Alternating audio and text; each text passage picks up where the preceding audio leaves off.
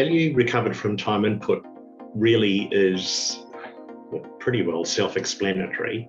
It's just making sure that, there's an expression, seconds count.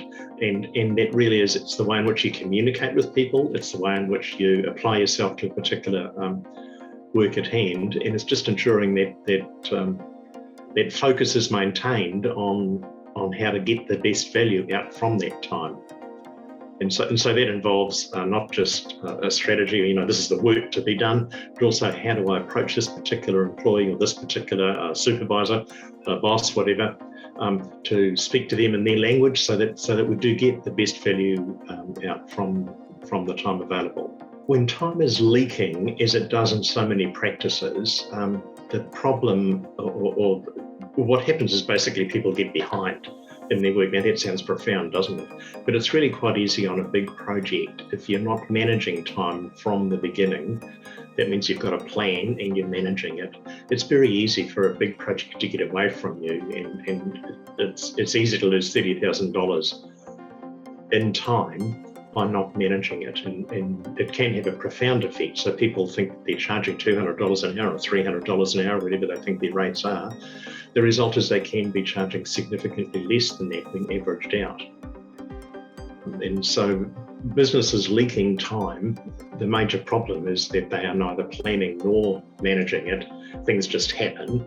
And at the end of the month, they say, well, where are we up to? What can we bill? Well, we can't bill that. We couldn't bill that. Well, we forgot to do this particular part of the project. And so businesses leaking time, generally, it's symptomatic of other underlying problems that do come back and significantly impact on the profitability and effectiveness of the business. And sometimes it's longevity.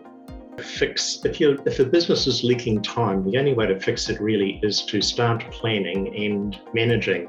It sounds like a bit of a cracked record, but if you've lost time last week or last month, you really can't do much about it because it's gone, it's history. Whereas you can plan next week and next month and indeed months ahead by saying, well, look, this should be a 40-hour piece of work, or this should be an X number of hours piece of work. And then you don't come to someone after the 40 hours and say, have you done that? You come to them after 10 hours and say, are you on track? Is it a fair estimate? Do we need to recalibrate that particular estimate? And so there's little Lego blocks, if you like, of time that you need to manage and make sure they're all in a row, mixing my metaphors, rather than looking at a macro solution. So your planned time is much more important than actual time. And management of that planned time is something that managers need to do something about on a routine basis.